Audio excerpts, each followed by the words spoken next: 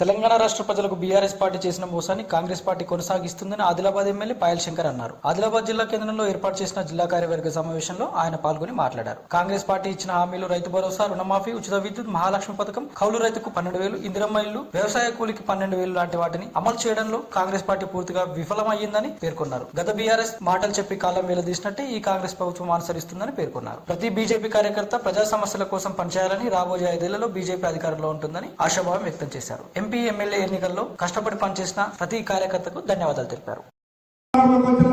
Congress party ఏ రకంగానైతే రాష్ట్ర ప్రజలను TRS party మోసం చేసిందో ఆ రకమైనటువంటి పంతాన్ని కాంగ్రెస్ పార్టీ కూడా ఎంచుకున్నది.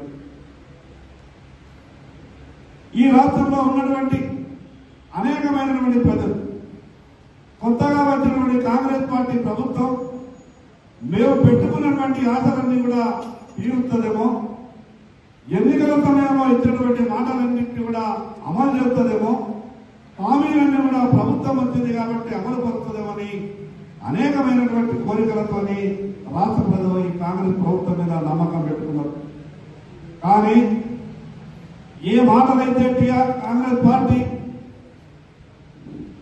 ఎన్నికలో గెలిస్తే డిసెంబర్ 9 తర్వాత అమలు చేసే బాధ్యత మాది అని చెప్పినటువంటి కాంగ్రెస్ పార్టీ ఇచ్చినటువంటి హామీలలో తిరగాత పెట్టే ప్రయత్నం చేసింది.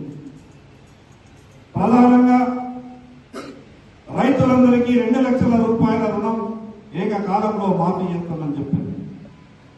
కానీ చెప్పిన మాటని మళ్ళీ దానికి లేని వంకలు పెట్టి, లేని కండిషన్లు పెట్టి ఏ రకమైనటువంటి ఇబ్బందులకు గురి చేస్తున్నారో స్వయానా రైతులంతా కూడా ఆ విషయాన్ని గమనిస్తా ఉన్నారు. ప్రతి ఇంటికి 200 యూనిట్లు కరెంటు ఇచ్చే బాధ్యత మాది అని చెప్పారు. నేను ఆ రోజు ఈ విషయాన్ని శాసనసభలో కూడా మాట్లాడినా. గతంలో కూడా కాంగ్రెస్ టీఆర్ఎస్ పార్టీ ఎస్సీ ఎస్టీలకు 100 యూనిట్లు ఉచితంగా ఇస్తామని చెప్పి 101 యూనిట్ అయితే 101 యూనిట్కు బిల్లు చేసింది. కానీ మీరు కూడా ఆ రకమైనటువంటి విధానాన్ని అవలంబిస్తారంటే ఆ రోజు కాంగ్రెస్ ప్రభుత్వం సమాధానం